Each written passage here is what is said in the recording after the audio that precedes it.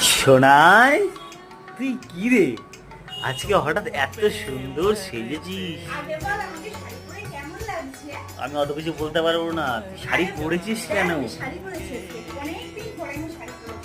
কত সুন্দর লাগছে তোমাকে।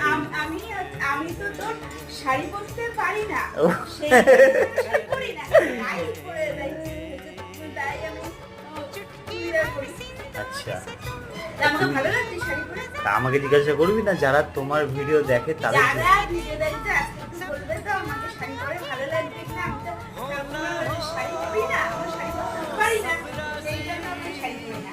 আজকে আমি একটা পুজোতে গেছিলাম, শ্রাবণ মাসের শেষ সোমবার তো, তাই পুজোতে গেছিলাম। তাই আমি আজকে সুন্দর করে একটু শাড়ি পরে। কি সুন্দর লাগছে বাবা আমার গো। শাড়ি পরতে খুব ভালো লাগে, জানিস তো? তা কি পুজোতে গেছিলে? একটু পুজোটা দেখিয়ে দাও, এসো।